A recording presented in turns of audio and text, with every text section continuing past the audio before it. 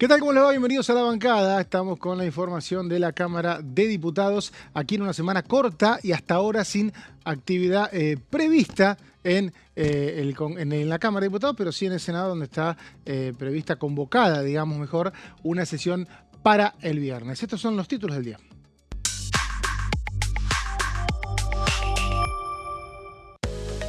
Asumieron nuevos integrantes de la AGN. Pamela Caleti, Juan Ignacio Forlón y Rita Almada juraron este lunes como auditores.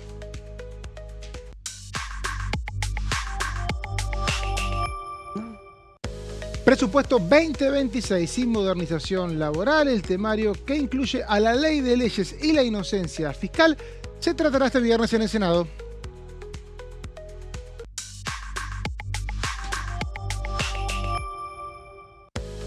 Déficit cero. El presidente Javier Milei ratificó que respetará la ley y anticipó una reingeniería del gasto.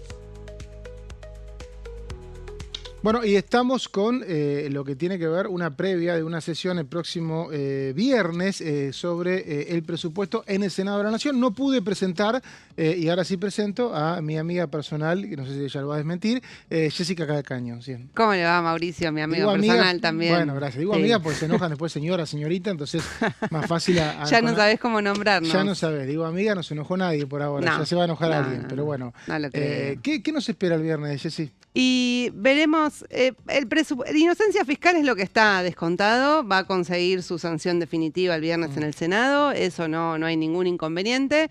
Lo que tenemos dudas todavía, y hay que dejar una posibilidad abierta, es si hay algún tipo de modificación en el presupuesto 2026. Yo creo que no tanto por las derogaciones, no hay posibilidad de que se reincorporen, me parece. ¿No descartás que haya otros cambios? Si quieren incorporar algo de lo que quedó afuera del resto del capítulo 11. ¿Eso puede pasar, si vos? No lo puedo, o sea, eso le veo más perspectiva, porque Javier Milei dijo en una entrevista esta semana que va a tener que hacer unas readecuaciones, porque la verdad es que el capítulo 11 para el gobierno tenía cosas importantes, ¿no? Habló de readecuaciones también como medidas ejecutivas. Sí, así es, pero bueno, por ejemplo, derogar la ampliación del régimen de zonas frías, que eso sería quedarse con más dinero porque sacaría subsidios a una parte de las provincias. Después hay otro punto que le interesan a algunos sectores, sé que el PRO estaba detrás del tema de las deudas de Camesa, que también estaba incluido ahí. Otro de los puntos que le podría implicar hacerse de recursos al Poder Ejecutivo es derogar la movilidad de las asignaciones familiares y poder aumentarlas cuando el ¿Pero Poder vos decís que el Ejecutivo puede cambiar alguna de esas cosas el viernes? Yo creo que hay que ver si en la negociación hay sectores que piden, no creo que lo haga el propio oficialismo, sino otros bloques que por ahí están interesados en alguno de esos puntos. Lo más sencillo para el gobierno sería sancionar definitivamente todo y terminar el año este viernes. En caso de que el presupuesto tenga algún tipo de modificación, alguna enmienda, alguna cosa que se incorpore, bueno, va a tener que volver a diputados y los días que quedan son el 29 y el 30 de diciembre, que son lunes y martes de la siguiente semana. Sí, también pueden extenderse las extraordinarias. Sí. Es una opción. Pero me parece que el gobierno está interesado en que tener la ley de presupuesto el próximo viernes. ¿Le ves chances de que salga ya? Me parece que cuando abrís el texto es una caja de Pandora, porque hay varios artículos que también son polémicos y si una vez que se abre para todos. Claro. Casi no hay antecedentes de un presupuesto que se devuelva del Senado a diputados. Recuerdo que en 2020 hubo un problemita técnico con las planillas que se las olvidaron y fue el único caso que recuerdo, pero era octubre. Suele no hacerse porque no sabés con qué te encontrás y aparte diputados no necesariamente va a ratificar los cambios. Claro. Vos recordá que el diputado puede ratificar los cambios o puede ratificar el texto original. Claro, en cada uno de los cambios que haga el gobierno. Creo que había un debate sobre si se vota todo junto o se vota por separado. Con ley base tuvimos eso, pero puede ser que en diputados tengas una mayoría, no tengas una mayoría que tenés en el Senado para algunos cambios. Tenés que coordinar bien eso. Claro. ¿no? Entonces, lo veo bastante complejo. Hay muchas cosas que se pueden resolver por medidas ejecutivas. O sea que me da la sensación, yo tengo la intuición de que el viernes vamos a tener ley. Ujú. Pero no descarto que algunas de las cuestiones que vos planteás puedan ser puestas en consideración Claro, por quizás no alguien. salen en la votación los cambios, o sea, hay un intento por hacerle algunos cambios y el recinto del Senado dice no, y bueno, y se termina sancionando el texto que se giró de la Cámara de Diputados, pero bueno, no, yo digo, no descartemos del todo. Eso es lo único que digo, no lo descartemos del No todo. descartemos del todo porque es una posibilidad y aparte porque el gobierno no ha mostrado mucha ductilidad a la hora de conseguir y ratificar votos, ¿no? Tenés que tener en ese momento, estamos en una época muy diferente, uno hace 10, 15, 20 años, los gobiernos estaban muy seguros, se sentaban en el recinto y tenían los votos contados y no se cambiaban las cosas durante la sesión. Hoy Claro. las alianzas son muy volátiles. Sí. Entonces, bueno, por ahí en una de esas te encontrás con un oficialismo, con una oposición que en el momento de votar te hace un planteo y está la oposición. Hay que ver en ese momento cómo los oficialistas juegan, ¿no? Ahí hay un arma, el otro día se votó por capítulo, pero si te toca votar por artículos tenés que estar como oficialista muy atento y leer cada votación. Sí, de hecho, hace mucho que no teníamos una votación de presupuesto así, por capítulo, ¿no? O sea, en general no, se abrían, o sea, los capítulos donde había acuerdo se votaba como capítulo y solo se abrían donde había algún artículo. Se entendía, y yo creo que fue una jugada muy arriesgada la que tomó el oficialismo, porque si un artículo... Pero también lo benefició al oficialismo esa modalidad de votación, ¿eh? Yo creo que no, porque perdió un capítulo con entero. Con el 11 no, pero bueno, con el resto sí. Perdió un capítulo entero. Fue una votación, salvo por ese capítulo, pero a libro cerrado. Un capítulo de los cuales de 15 artículos se objetaban 2. Perdió un montón de artículos y yo no sé si hubiera perdido otro artículo si se votaba, si se abrían los capítulos. Yo no sé. De hecho, lo que sucede habitualmente es que los oficialismos tienen una lectura de los votos que tienen y abren los artículos que saben que van a perder. Claro. Porque ¿qué hubiera pasado? Hablábamos recién fuera del aire con Jessy. ¿Qué hubiera pasado si a viva voz un artículo se rechazaba y después en la votación de capítulo el capítulo se aprobaba por poquito? Y a viva voz había una gran... Eso hubiera sido un problema. Claro. Que habitualmente los oficialismos tratan de evitar, ¿no? Tratan de tener una posibilidades de judicializar una parte de la ley. Hubiera sido una situación anómala que no estuvo lejos de pasar, porque si el capítulo 11 pasaba, ya había varias expresiones en el recinto en contra de solamente 2 artículos. Tiene como 10, 15, hay un montón de temas que... ¿2? ¿Cuál es el segundo que contás? El 75 y 76. El 76 el 76 tenía que ver con el 75. Ah, que era lo de las prestaciones. Exactamente. Sí, de discapacidad. Por eso, todos hablaban de uno, en realidad, pero podemos decir uno, bueno, pero eso se termina saldando. Yo creo que lo normal y lo que se va a volver a estilar después de la experiencia del miércoles pasado, esto es una impresión mía, no se vota más por capítulo. De manera más, se hace lo que, bueno, hay consenso en este capítulo, se vota. Ok, no hay consenso en este capítulo, no, te vamos a objetar 3 artículos, votamos todo menos esos 3 artículos, así se votó siempre. Claro. Me parece, ¿no? No sé. Sí, igual fue, yo digo, la jugada arriesgada del oficialismo fue incorporar el día del dictamen en comisión, incorporar ese artículo 75. Sí, eso ya. O sea, y en un artículo que tenía otros intereses que el gobierno quería que se aprueben. Y bueno, ahí, digamos, fue sorpresivo que se incorpore eso. Sí, tal cual. Y eso le trajo consecuencias porque muchos aliados no se habían enterado y después votaron en contra. Bueno, las fragilidades de las alianzas legislativas, podemos decir, en estos tiempos. Sobre este tema, sobre el presupuesto, habló en Diputados TV el diputado de La Libertad Avanza, Santiago Pauli. Estamos en medio de un par de días muy moviditos en ambas cámaras. Nosotros ahora en la Cámara de Diputados estamos a la espera también a ver qué pasa con la discusión del presupuesto, con la sanción que ya tienen en senadores, que se discuta, que se apruebe, ver si se aprueba como está o con modificaciones y vuelve y lo tendremos que tratar nuevamente nosotros. Así que estamos a la espera de eso. También de todos los proyectos que han sido ingresados por el Ejecutivo para este periodo, aquellos que nosotros ya hemos discutido y aprobado, los que ingresaron por el Senado, así que en todo este cruce entre ambas cámaras estamos a la espera de ver cuál va a ser la próxima actividad en la Cámara de Diputados.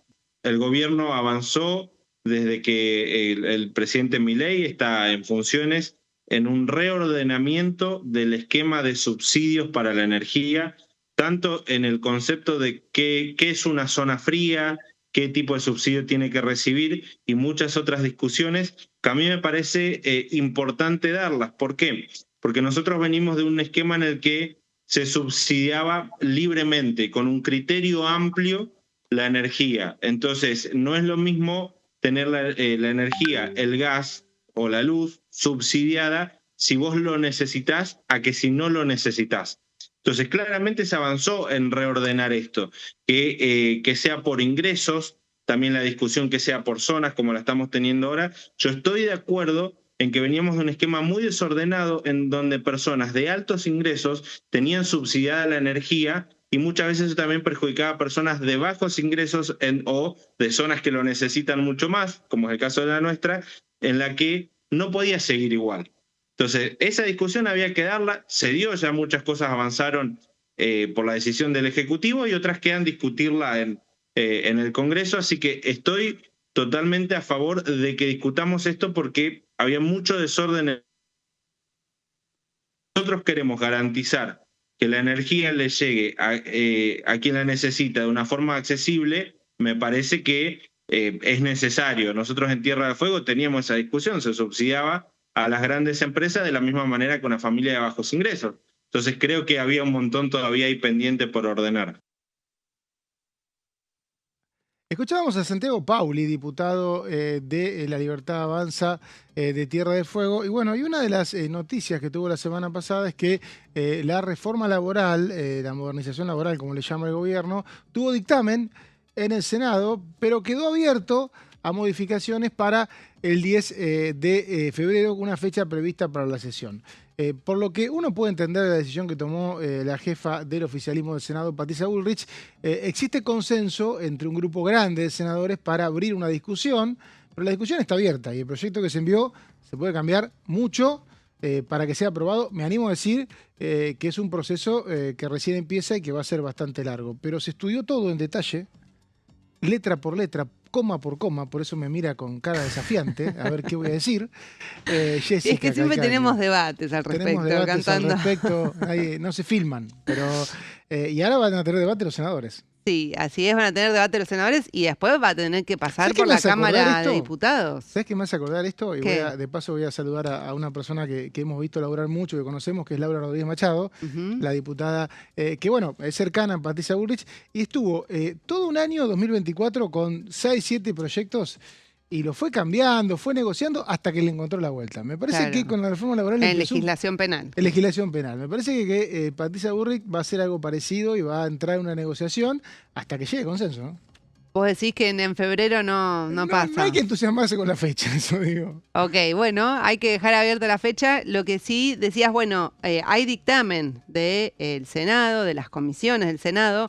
El dictamen tiene firmas de bastantes senadores. Pero lo que hay que mirar es que hay muchos que lo hicieron en disidencia, algunos radicales, sí, no sé si casi todos, pero algunos radicales, algunos del PRO, algunos provinciales, pero... No sé quién no firmó en disidencia. No, sí, hay, por ejemplo, Mariana Jury. ¿No firmó en disidencia? No firmó. En disidencia solamente firmó del radicalismo, por ejemplo, Flavio Fama y Eduardo Viggi. Bien. Los únicos del resto de los radicales, otros 3 firmaron completo. En el caso del PRO, los 2 en disidencia, uno parcial y uno en disidencia total. ¿Había Rollón en disidencia? Rollón en disidencia parcial. Rollón de Salta, que es, digamos, fue... En todos los bloques sí, hay disidencia. En todos los bloques hay disidencia, eso sí, salvo el del oficialismo, claro, por ya supuesto. Sería demasiado. Pero eso hay que mirar, bueno, aportaron su firma, pero lo que decía Mauricio, quedó abierto el debate de la modernización laboral. De hecho, habíamos comentado acá, la semana pasada Patricia Bullrich había recibido muchas propuestas de modificación al proyecto original, que por cómo se desenvolvieron los hechos, por la sesión de la Cámara de Diputados, todo bueno, se pospuso, no se concretizaron en el dictamen, pero hay un diálogo abierto. Algunas sí, pero muy pocas. No, me fijé, o sea... Muy pocas, creo. No tiene modificaciones respecto... ¿Casi nada? ¿Nada? Yo de los puntos centrales, digamos, no le vi. No le vi. Creo que alguna pequeña había visto, pero es verdad. Se me puede haber, es muy amplio, se me puede haber pasado alguno, pero sí, creo que dejaron los debates más concretos para febrero también. Bueno, a ver, ¿qué es esto? Agarraste 8 artículos. Sí, porque tiene algunos títulos con distintos temas, es muy amplio lo que aborda el proyecto del Poder Ejecutivo y tiene uno que tiene que ver con un régimen de incentivo a la formalización laboral. Que esto lo que suele ser es, intentar dar ciertos beneficios a la parte de los empleadores para que contraten o registren, ¿no?, trabajadores. Esa es un poco la lógica que está por detrás de este tipo de regímenes. Está entre el artículo 152 al 160 y es un régimen para tener una vigencia por 1 año. Es decir, quienes se adhieran, los empleadores que se adhieran a este régimen, si es que se aprueba, van a tener determinados beneficios por 1 año, nada más, ¿sí? Así que te voy a contar un poco de qué se trata este régimen. Vamos a la siguiente placa para ver algunas de las condiciones y algunos de los beneficios que presenta. Dice, bueno, este régimen va a aplicar para trabajadores que cumplan alguna de estas condiciones, ¿sí? No es que tienen que cumplir todas, tienen que cumplir alguna. Por ejemplo, trabajador incorporado que no esté registrado, porque el régimen va a ser si uno suma trabajadores, ¿no? Si el empleador contrata nuevos trabajadores. No solo los que ya tiene. Claro, no solo los que ya tiene, ahí es donde empezaría a aplicar. Ahora, estos trabajadores tienen que estar no registrados al 10 de diciembre del 2025. Esto, bueno, depende en qué momento se termine de aprobar en el recinto, puede cambiar esa fecha. Todo se puede corregir en el recinto. 6 meses desempleado es otra de una de las opciones en las que puede ser beneficiado el empleador, si el trabajador estuvo esos 6 meses desempleado previos, si estuvo inscrito en el régimen de pequeños contribuyentes, que, bueno, estas son las pymes, digamos, y si el último empleo del trabajador fue en el sector público. Esto me pareció un dato porque sabemos que se achicó la planta del sector público, hubo desde retiros ¿Cómo es el tema? Si fue en el sector público, ¿está beneficiado o no? Si el último trabajo fue en el sector público y fue retiro voluntario, sí, o no le renovaron el contrato, sí, o era de planta y lo despidieron igual, porque hay el pase a disponibilidad que se aprobó, sí, en la ley bases, por ejemplo. Sí. Bueno, alguna de esas condiciones, bueno, entra en este beneficio si ese trabajador ahora es registrado por un nuevo empleador, digamos. Así que entre alguna de estas opciones, si son las características del trabajador que se incorpora, ingresa a este régimen de incentivo. Pero mueve de alguna manera también la renuncia al sector público. Claro, así es. Se promueve que renuncie y que viajes al sector privado. Así es. Así que vamos a la siguiente placa para ver un poco, bueno, cuáles son los beneficios. El régimen dura 1 año, pero los beneficios por 4 años. Así es, vos tenés 1 año para inscribirte, ¿sí? Ahora, los beneficios, desde que vos te inscribís, van a durar 4 años. Y no es menor, es importante el incentivo, digamos, que le pone al empleador, porque lo que hace es hacer una reducción grande de las contribuciones patronales. Las contribuciones patronales hoy lo que hacen es que van a las arcas del sistema previsional, que es el SIPA, y también van al PAMI, otra parte, ¿sí? Actualmente depende si es grande, mediana o pequeña empresa, las contribuciones patronales, es decir, lo que paga el empleador por cada trabajador, van del 20,4% al 18% hoy en día. ¿Qué hace este régimen de incentivo? Las baja 5.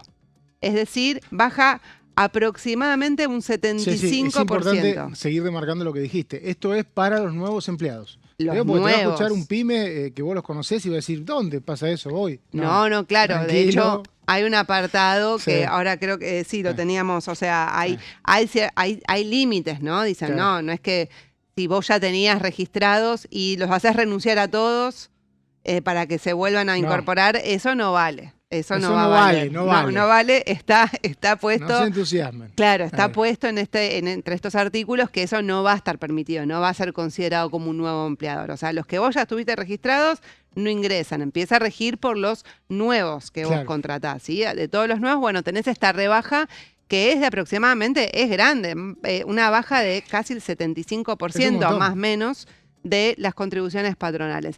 Vamos a la última, porque también siempre se dejan sujetas algunas cosas a la reglamentación, ¿no? Pero lo que sí dice el proyecto del Poder Ejecutivo es que para los que se registren como nuevos empleadores, porque también ¿qué puede pasar, Mauri? ¿Qué puede Una pasar? empresa dice, bueno, yo me doy de baja, creo una empresa nueva Y sí, obvio. y contrato todos con el ¿Y régimen cómo nuevo. se evita eso? Dicen, bueno, en la reglamentación hay que precisar seguramente estas cosas, pero lo que sí indica No es fácil legislar en este país. es que no puede ser más del 80% del plantel, en el caso de los nuevos empleadores. Claro. ¿Sí? Eso le pone como ese tope. Así que bueno, esto es una parte del proyecto del Poder Ejecutivo. Veremos si es de los que quedan. Yo tiendo a creer que esto va a ser de lo que quede. O sea, no Sí. creo que haya sectores que... No, es que yo creo que va a quedar casi todo, pero va a modificarse. Por lo menos lo que uno pudo escuchar en los pasillos es que la oposición objetó casi todos los artículos o casi todos los capítulos de una u otra manera. Y puede ser que esto sea uno de los que menos se haya objetado. Sí, puede ser, por lo menos lo escuché. Pero va a haber una reforma si pasa al Senado, con muchas modificaciones. Y me parece que si llega acá va a llegar cocinadísima.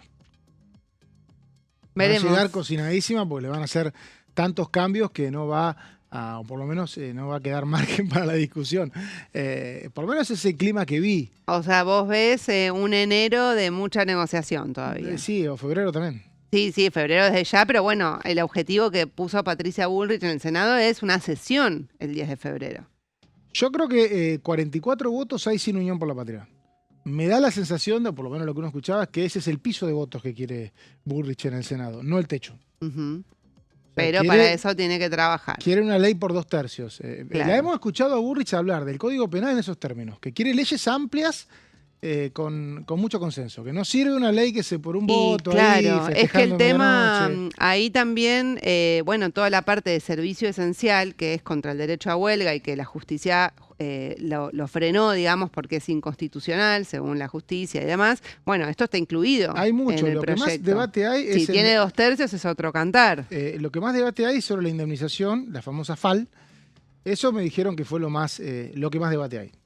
Eso es lo que- Más bien para que no salga ese fondo. Digo, para que se modifique. Ujú. ¿No? O sea, no, el fondo creo que es una coincidencia. El tema es ¿Qué tipo de fondo hacer? qué tipo de fondo, cómo financiarlo. Me parece que vamos a tener un verano de mucho debate y hay que acostumbrarse al debate porque de esa manera salen las mejores leyes. ¿O no? Ujú. Gracias, Jessica. A por vos, esta Mauri. media hora. Pausa, enseguida volvemos con más La Bancada.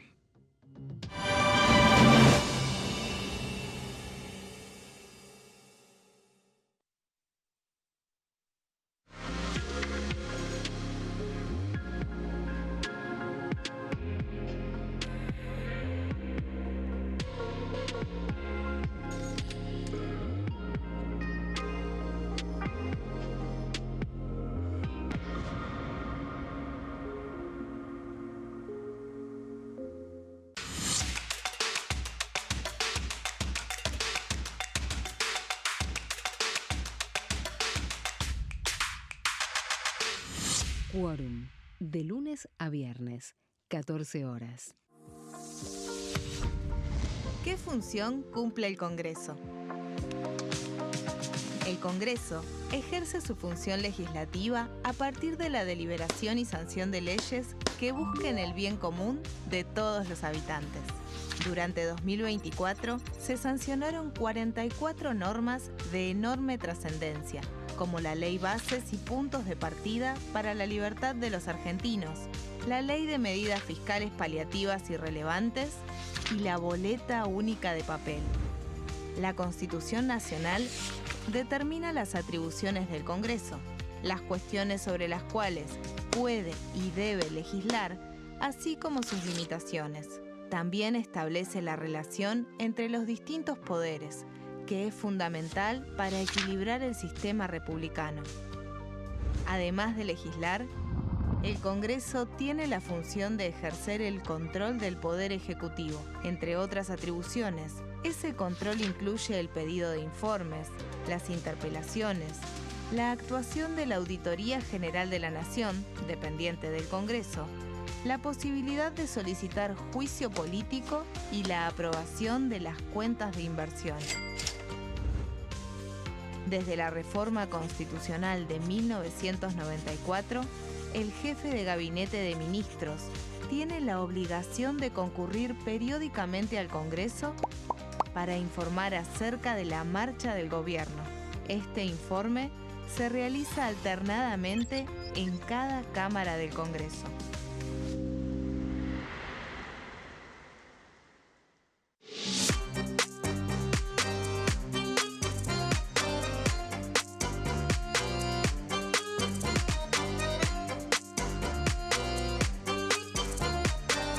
Plenario, de lunes a viernes, 15 horas.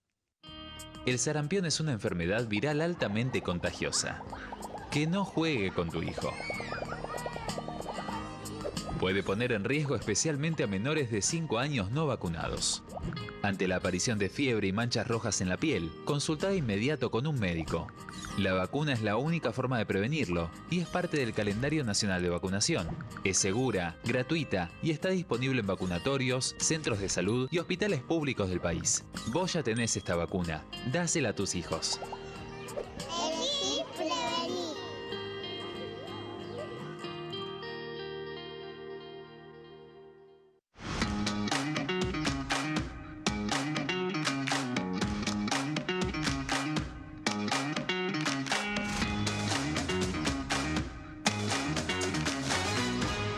Pasos perdidos, de lunes a viernes, 16:30 horas. ¿Cómo funciona el Congreso? Cuando un proyecto de ley ingresa a la Cámara de Diputados, ya sea presentado por un legislador, enviado por el Poder Ejecutivo o producto de una iniciativa popular, se trata primero en el ámbito de las comisiones. Las comisiones son el espacio de análisis y debate sobre los proyectos conformadas por legisladores de distintos bloques.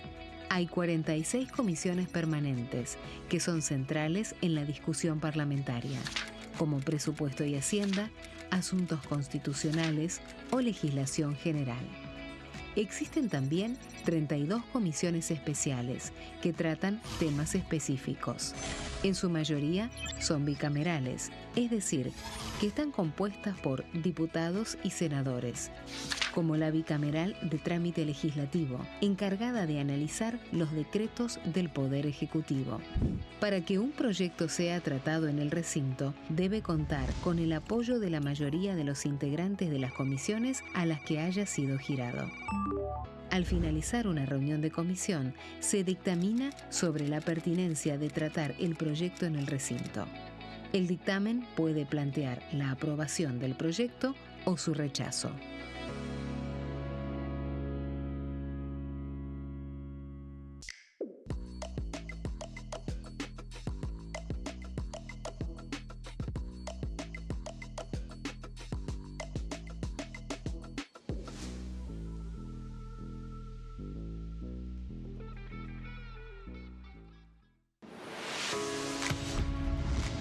¿Cómo funciona el Congreso? Las sesiones son el espacio donde los diputados debaten proyectos de ley para su aprobación, modificación o rechazo. En una misma sesión pueden tratar varios proyectos de ley. Las sesiones ordinarias comienzan el 1 de marzo, cuando el presidente de la Nación inaugura el periodo ante la Asamblea Legislativa y se extiende hasta el 30 de noviembre. El Poder Ejecutivo puede convocar a sesiones extraordinarias o prorrogar las sesiones ordinarias. La sesión es dirigida por el presidente de la Cámara de Diputados, que administra el uso de la palabra y las distintas instancias del funcionamiento.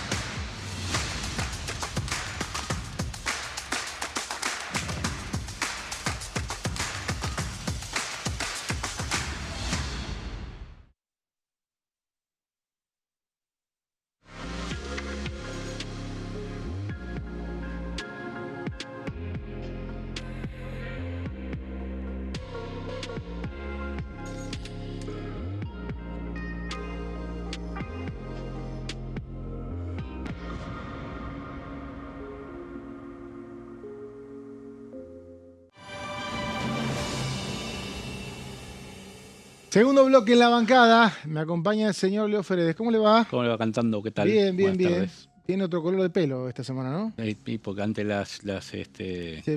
Se comentó mucho la semana pasada. Sí, por eso, ante los comentarios decidimos cambiar la iluminación del estudio. La iluminación de... Sí, hablaban de una mezcla de Mostaza Merlo y no me acuerdo qué otro personaje de la farándula. Por eso. Pero Mostaza tiene como más para lucir, digamos. Mostaza era otra cosa, más el Mostaza del 2001. Claro, no te recuerdo, claro. Es un Mostaza más, claro. más de ahora, claro. No, pero bueno, yo llego a ver de acá, me pongo acá, llego a ver la parte original. Acá, ahí se queda un pedacito. La luz de atrás. ¿Todo bien, Fredes? Todo bien, acá estamos. ¿Bien? ¿Cómo quedaste de la sesión? Bien, bien, bien. ¿Habías visto esto alguna vez? ¿Que se caiga un capítulo de presupuesto? No me acuerdo que se caiga un capítulo de presupuesto, pero que se cayera alguna parte. Bueno, partiendo de lo de ley bases que había sido en febrero, que se empezó a caer por inciso, ¿te acordás? Sí. Capítulo, artículo, inciso, de esa vez que se empezó a caer y naufragó. En otras se había salvado alguna caída y... O por ahí pasaba como acuerdo y no nos dábamos cuenta. Claro. O sea, se cae, bueno, sí, acordado, se cae, pac, pero nunca sí, con pero el no impacto tan evidente, tan evidente. No tan evidente, exactamente. Y pensando que el resultado iba a ser el contrario, digamos. O sea, como que a veces se caían, el oficialismo se entregaba a que cayera, pero sabiendo que iba a pasar eso. Acá hemos decidido sacar tal capítulo, un acuerdo, y en realidad vos sabías que no tenían los votos. Sí, no tenían los votos. Sacamos el capítulo electoral de la ley base, bueno, lo sacamos y de hecho ni se llegó a la instancia de que quedara tan marcado y tan evidente. Ese es el tema, que vos decís, pucha, lo perdieron. Claro. ¿Hubo alguna vez que algunos oficialismos dijeron, bueno, vamos a perderlos, ha pasado en el kirchnerismo, de decir, bueno, vamos a perderlo y que quede en evidencia que estamos perdiendo tal artículo, sabiendo que lo iban a perder, sabiendo cómo iba a ser el resultado final, para que se pagara el costo mediático, digamos. ¿Qué recordaste? Disculpame que te lleve tan... Me parece que algo que tenía que ver con la justicia pasó por esa instancia y algo del Código Civil me parece también. Algo más por ese lado. Claro. Y no me acuerdo si en alquiler... Como un principio de revelación. Claro, como decir, bueno, pero está bien, ¿no lo quieren esto? Que quede en la versión taquigráfica y en la votación nominal que ustedes no lo quisieron. Pasando en limpio, un poco lo que te sorprendió a vos es la sorpresa del oficialismo por la derrota. Claro, exactamente, sí. De hecho, hubo como un... Si uno lo analiza por segundos a la imagen de esa votación de 123 a 117 en el capítulo 11 del presupuesto, se ve como que el oficialismo le queda ahí como una falta de reacción en esos segundos de que no esperaban que ese fuera el resultado. Parece mucho esos 6 votos que dice Leo, pero pensemos que como había votos entre los 123 que el oficialismo imaginaba propios, claro, son menos de 6, son 4. Sí, exactamente. O sea, con 3 sería empate. Es más, son 3, sí, porque si no 3 serían empate.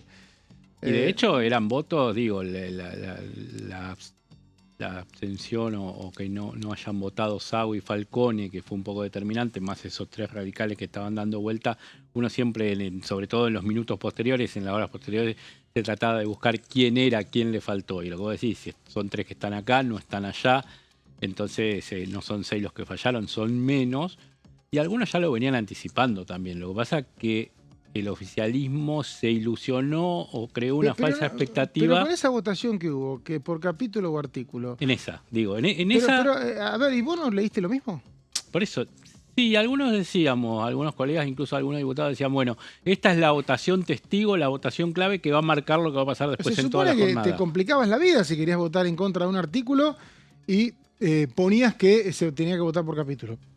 Te complicaba la vida. Pero digo, esta vez fue en contra del gobierno, en el Senado pasó que Vizqui habilitó una votación para una investigación por el caso Libra y minutos después votó en contra. Bueno, en realidad él presentó un proyecto. La votación claro, siempre fue... También.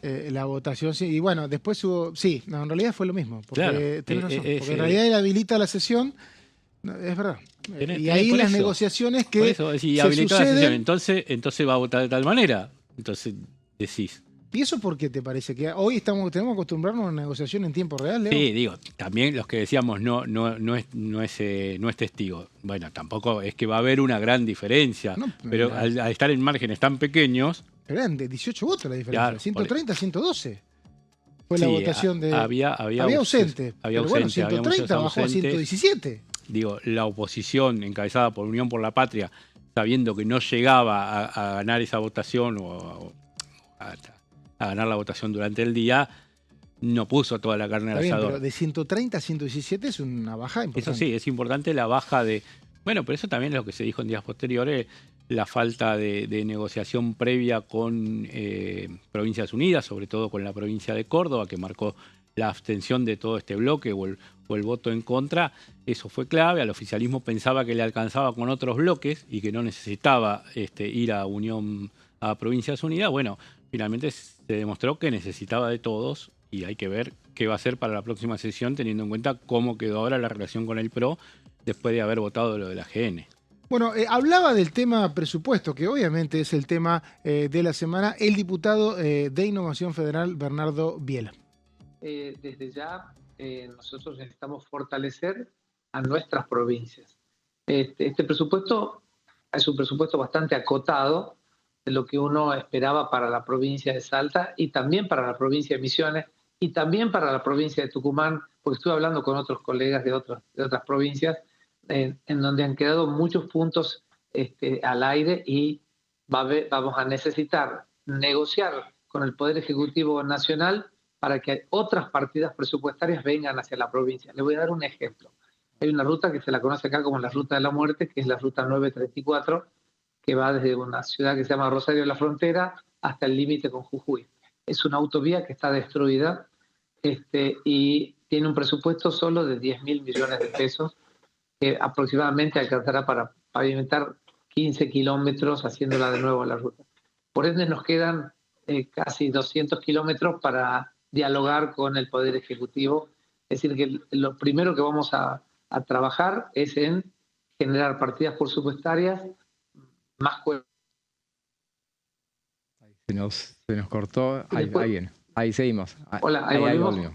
No sé en qué se cortó, pero vamos a gestionar partidas presupuestarias más acordes a las realidades que hoy tenemos en la provincia de Salta. Desde el punto de vista personal, como soy médico, yo estoy viendo que yo trabajé muchos años atrás en la ley de la receta electrónica, y uno del espíritu base de la receta electrónica no era solamente que no nos falsifiquen las firmas o los sellos, sino también empezar a dejar de gastar tanto papel para evitar lo que es el desmonte y todo esto. Y hoy en día, si ustedes van a una farmacia, compran la receta digital, la farmacia le imprime a la receta, como si lo hubiera hecho el médico en el consultorio, y por supuesto esto también genera un gran costo, un gran gasto. Entonces hemos generado un par de proyectos para presentarlos en la Comisión de Salud para simplificar este hecho y que no haya tanto gasto ni de las farmacias y por supuesto evitando la deforestación que ocurre porque cada vez necesitamos más papel, que cada vez es menos necesario teniendo en cuenta que estamos en el mundo de las comunicaciones virtuales, ¿no? Biela fue uno de los protagonistas, Leo, porque recordemos que votó es uno de los que votó en contra del capítulo 11. Exactamente. El único, ¿no?, de Innovación.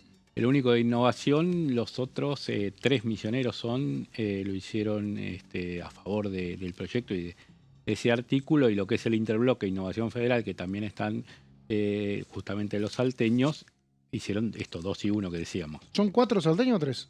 Salteños son 3, creo. 3, ¿no? 3, sí, pues se fue Caletti, ingresó 1. Pero no son 4 misioneros, entonces. Y 4 misioneros, bien, claro. 4 misioneros de un lado y 2 salteños acompañaron al gobierno y un salteño que justamente. Que es el ni más ni menos que Biela. Bueno, agenda de presupuesto, lo que dejó la sesión, Leo, se preparó un espectacular informe. A ver. No es espectacular, no sé. ¿Te apuré mucho? ¿Qué me decías? Que un espectacular informe, ¿no? Un espectacular informe que sí, tiene que me ver... dijeron, qué sé yo, no sé, acá está, sí. Mirá. No, es el primer semestre, ¿no? Claro, no, por eso me parecía, dijiste presupuesto raro, y dije, claro, caramba. Sí, estaba... pero todo esto hiciste, che, no, sí, hicimos una cosa, porque en una solución de continuidad vamos a seguir en el próximo programa, porque... esto es una placa eterna, digamos. Claro, no, una placa eterna no, la dividimos en 2, justamente. Vamos a hacer un segmentito ahora y un segmentito seguimos en la media hora que viene, para contar un poco lo que fue todo el devenir de este año 2025 aquí en la Cámara de Diputados en lo que tiene que ver con sesiones. Vamos a ir contando una por una qué pasó desde las extraordinarias de febrero de 2025, cuando fueron convocadas por el Poder Ejecutivo, hasta esta última sesión del 17 de diciembre, donde el oficialismo logró la media sanción para el presupuesto para el año 2026.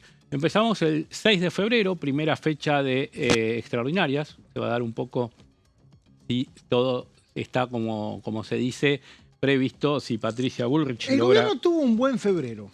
Sí. Es muy increíble, yo me acordaba esto cuando veía hoy las placas. Si uno ve el febrero que tuvo el gobierno y lo diferente que fue al resto del año, y es el mismo recinto. ¿Cómo cambia la dinámica de la política, no? Si uno lo pusiera en un gráfico, como decir, le fue bueno, le fue regular, le fue malo, digo, iría en una curva así. Descendente hasta en octubre, por ahí, que es donde empieza a perder discapacidad, pediatría, el tema universitario. Bueno, febrero, que es lo que estaba mostrando ahí, fue un buen febrero. Febrero fue un buen febrero, ahí veíamos, logró sacar la boleta única a papel, que siempre se dice esto, que las cuestiones electorales tienen que ser debatidas en los años pares. Para desde que el año 2008 que hay proyectos. Que se votó, claro, para el tema PASO. Y lo logró finalmente el gobierno, se estiró un poquito y llegó a febrero de 2025 a aprobar este proyecto de boleta única papel, también juicio en ausencia y reiterancia, que eran proyectos impulsados por el Ministerio de Seguridad. Y después también de un fin de año de 2024, donde aquellas sesiones en las que el PRO impulsaba ficha limpia y no lo conseguía, incluso La Libertad Avanza había hecho caer una de las sesiones y después dijo que iba a ir con un proyecto propio, con Silvia Lospenato, la ahora legisladora porteña del PRO, impulsando ese tema. El 12 de febrero el gobierno dijo sí, queríamos ficha limpia y aquí está la media sanción. La media sanción, acordate, porque después en el Senado pasaron cosas, diría... No me acordaba que diputados había aprobado la media sanción en febrero. Mirá. Sí, ¿te acordás que diciembre fue 2 sesiones que...? No, pero no me acordaba, pensé que era más adelante, porque cuando fue en mayo lo otro del Senado. Era la promesa enseguida de decir, sí, el gobierno la quiere, le dijeron al PRO y ahí le dieron la media sanción. Hasta ahí la quisieron. Bueno, pero lo cierto es que se aprobó en febrero. Claro. Y después en mayo, me acuerdo. En mayo fue la sesión del Senado. Donde... En la sesión del Senado. Los misioneros. Estaban en el recinto. Claro. Gran momento. Los misioneros dijeron, no, ficha limpia no. Nadie les había preguntado. ¿Por qué? Y todos dijeron, pero ¿quién? De hecho, acá tenía una disidencia, ¿o no? Acá tenían disidencia que decía que debería incluir lo digital, decían los misioneros. Nadie nos lee, ese es el problema. Claro. Nosotros escribimos notas en los misioneros medios. Vos lo paraban en los pasillos y te decían, no, porque nosotros tenemos una disidencia, queremos lo digital. Nadie le marcó la disidencia en el Senado. Y se cayó ficha limpia, y se enojan. Y decían, no, pero los que estaban negociando el poroteo de esa ley aquí en febrero, decían, bueno, pero ¿y si los misioneros no mueven la aguja? O sea, ¿por qué? Hay un Está problema, bien, quieren lo me digital. parece que hay un problema que tiene que ver con lo que pasó en presupuesto y con esto que estamos recordando. Hay demasiada subestimación a bloques de partidos provinciales que se están en una posición que de rato se puede considerar cómoda, en las que no sienten deberle nada a nadie. Sí. Y hay mucha subestimación, como que te los vas a llevar puestos. Y eso no pasa. A mí en la previa de presupuesto, antes de que se votara y que pasara todo con el artículo ese, caminando pasillos como siempre, hacemos un diputado de los que se consideran provinciales, que representa un oficialismo provincial, me decía, sí, todo bien, el gobernador habló, el gobernador se sacó la foto, todo eso, pero yo en algunas cosas no estoy de acuerdo. Y no implica necesariamente que si está la foto del gobernador o los medios dicen que hay un acuerdo, ni siquiera por ahí a veces está plasmado en un boletín oficial o en alguna medida concreta, significa que yo automáticamente vaya a hacer una cosa. ¿Pero siempre fue así como decís o antes era distinto? Me parece que ahora está más acentuado esto de que se dice los diputados y los gobernadores, a los diputados no les gusta, salvo algunos que son claramente del espacio político, que son del riñón, o son casi la misma cosa que el gobernador, pero no les gusta que se los subestime como diciendo, ya está, acordamos con el gobernador y baja. De hecho, la Cámara de las Provincias siempre fue el Senado, donde ahí sí, el senador defendía el interés de la provincia. De hecho, hasta los años 90 era la legislatura provincial la que elegía al senador. Por eso dice, el Senado representa a la provincia, los diputados representan al pueblo. Bueno, a algunos diputados no les gusta, más allá de que son oficialismos provinciales en sus distritos, venir acá y decir si va a ser lineal la votación. Y más teniendo en cuenta ahora que los gobiernos provinciales, la mayoría son alianzas o pactos o uniones de partidos, ni siquiera por ahí uno que es oficialista en la provincia no es del mismo partido núcleo del gobernador, sino que es un aliado. Se ve mucho en Santa Fe esto. Claro. Con el PRO, con el socialismo, con la coalición cívica. O sea, hay que mirar la dinámica interna de cada provincia antes de dar por hecho que el gobernador dirige a su diputado. Bueno, sigamos con el balance. Muy bien, febrero. Muy bien, febrero, entonces. Ahora pasamos a la siguiente placa, lo que tiene que ver con marzo. Bueno, empezamos el 1 de marzo, Asamblea Legislativa, y ya empiezan los emplazamientos. Esto es el cuerpo, el plenario, la oposición diciéndole al oficialismo, ojo, esté atento a este tema, emplazamiento para que trate en este caso la presidencia de la Cámara. Se mostraba reticente a armar el tema de la comisión. Libra, el plenario de la Cámara, junto a la mayoría de la oposición, y le dice vamos por el tema libre, a constituir la comisión.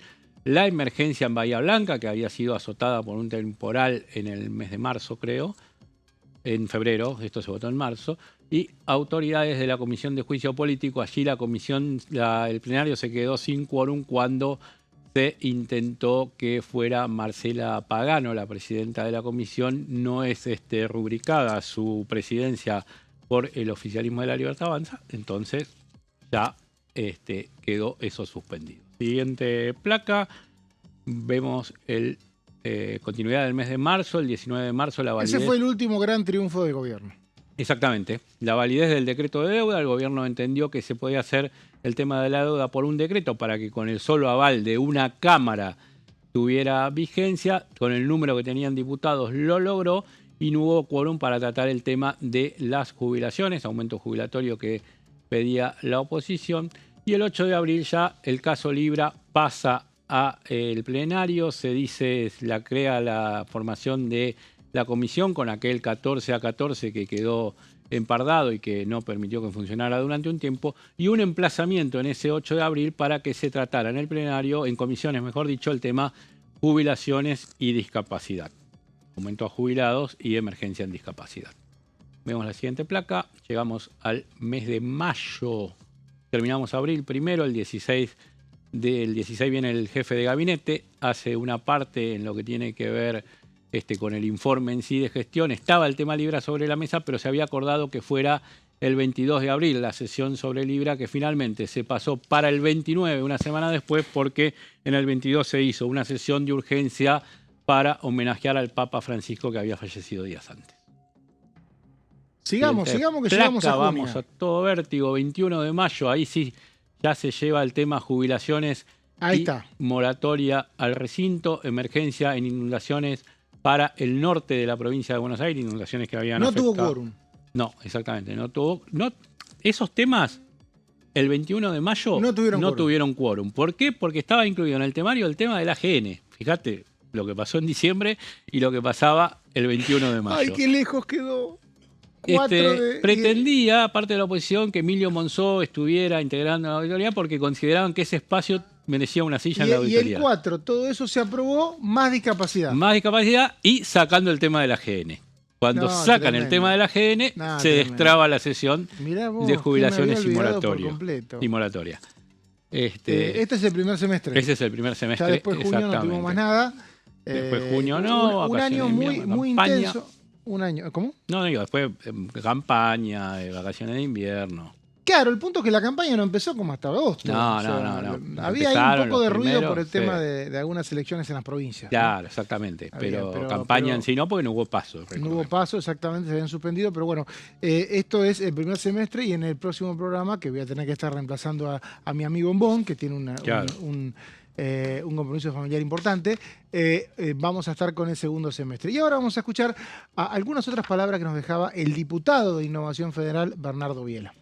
Por ejemplo, el tema del frío, la ley del frío, le sacamos los subsidios a las zonas frías, y esto es un tema no menor, sobre todo que yo trabajo acá cerca de San Antonio de los Cobres, que es la Puna Salteña, en donde las temperaturas son mucho más bajas de las que tenemos acá en la base de la cordillera de los Andes.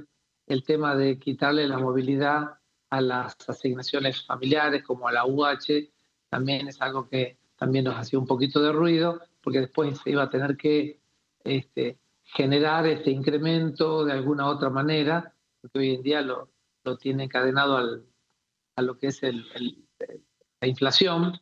Entonces había estos dos artículos que se sumaban a este Y después algo que también me hizo ruido y que no me gustó para nada, tratando de buscar el voto de los diputados de la Cava, incorporen esa deuda que ya estaba judicializada con sentencia a favor para los diputados de la Cava, para que votaran a favor del artículo 11.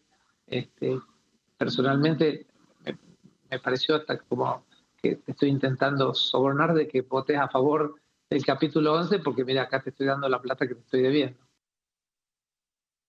Bueno, escuchábamos a Biela, uno de los protagonistas de la sesión. Es interesante porque por ahí se pierden los nombres, pero 2, 3 de la mañana del jueves ya estábamos viendo su nombre como uno de los que nos había sorprendido porque votó en contra de un capítulo entero que no llegó al Senado. Viernes sesión en el Senado, Leo, a las 12. Exactamente, sesión en el Senado para intentar darle sanción definitiva al presupuesto. Se dijo durante todas estas horas que el oficialismo iba por más e intentar recuperar el capítulo 11 o alguna parte o ver algún artilugio para hacerlo. Se decía también que parte de la oposición, además de este sabor dulce que tiene por haber rechazado el capítulo 11 en la Cámara de Diputados, quería ir por el artículo 30, que tiene que ver con ciencia y tecnología y con educación. Bueno, entre medio de esas dos posturas parece que finalmente el presupuesto va a salir como fue votado en la Cámara de Diputados. Entonces el viernes a las 12 horas, también ese día, creo que lo más seguro también es que se va a convertir en ley el proyecto de inocencia fiscal, ¿no? También ese no tiene fiscal, ninguna objeción, ¿no? Que pasa un poco desapercibido porque está detrás del presupuesto, pero es un proyecto que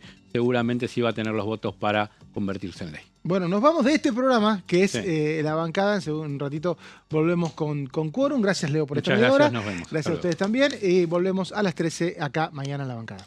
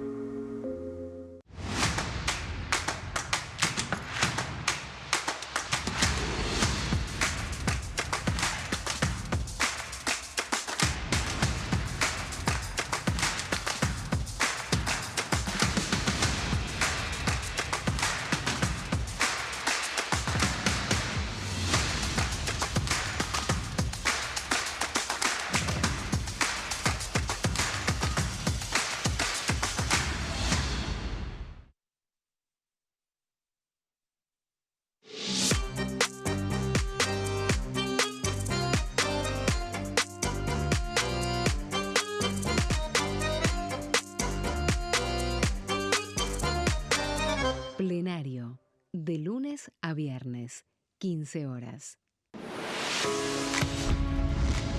¿Cómo funciona el Congreso? Cuando un proyecto de ley ingresa a la Cámara de Diputados, ya sea presentado por un legislador, enviado por el Poder Ejecutivo o producto de una iniciativa popular, se trata primero en el ámbito de las comisiones. Las comisiones son el espacio de análisis y debate sobre los proyectos conformadas por legisladores de distintos bloques. Hay 46 comisiones permanentes que son centrales en la discusión parlamentaria, como Presupuesto y Hacienda, Asuntos Constitucionales o Legislación General. Existen también 32 comisiones especiales que tratan temas específicos. En su mayoría son bicamerales, es decir, que están compuestas por diputados y senadores, como la bicameral de trámite legislativo, encargada de analizar los decretos del Poder Ejecutivo. Para que un proyecto sea tratado en el recinto, debe contar con el apoyo de la mayoría de los integrantes de las comisiones a las que haya sido girado. Al finalizar una reunión de comisión, se dictamina sobre la pertinencia de tratar el proyecto en el recinto. El dictamen puede plantear la aprobación del proyecto o su rechazo.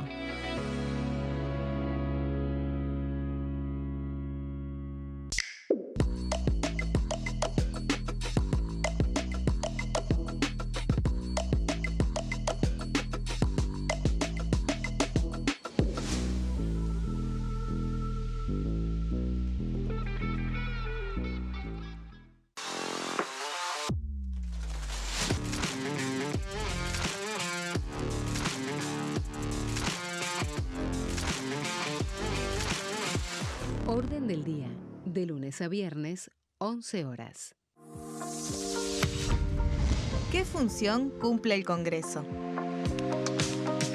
El Congreso ejerce su función legislativa a partir de la deliberación y sanción de leyes que busquen el bien común de todos los habitantes. Durante 2024 se sancionaron 44 normas de enorme trascendencia, como la Ley Bases y Puntos de Partida para la Libertad de los Argentinos, la Ley de Medidas Fiscales Paliativas y Relevantes y la Boleta Única de Papel. La Constitución Nacional determina las atribuciones del Congreso, las cuestiones sobre las cuales puede y debe legislar, así como sus limitaciones. También establece la relación entre los distintos poderes, que es fundamental para equilibrar el sistema republicano. Además de legislar, el Congreso tiene la función de ejercer el control del Poder Ejecutivo. Entre otras atribuciones, ese control incluye el pedido de informes, las interpelaciones, la actuación de la Auditoría General de la Nación, dependiente del Congreso, la posibilidad de solicitar juicio político y la aprobación de las cuentas de inversión. Desde la reforma constitucional de 1994, el jefe de gabinete de ministros tiene la obligación de concurrir periódicamente al Congreso para informar acerca de la marcha del gobierno. Este informe se realiza alternadamente en cada Cámara del Congreso.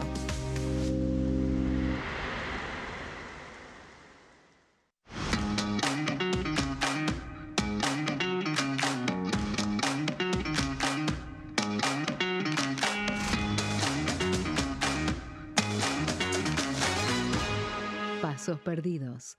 De lunes a viernes, 16:30 horas. El sarampión es una enfermedad viral altamente contagiosa. Que no juegue con tu hijo.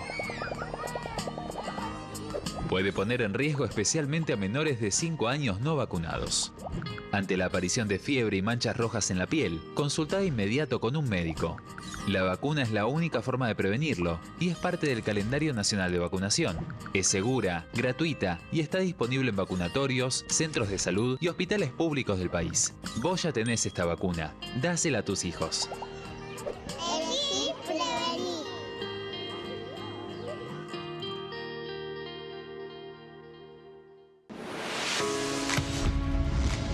¿Cómo funciona el Congreso? Las sesiones son el espacio donde los diputados debaten proyectos de ley para su aprobación, modificación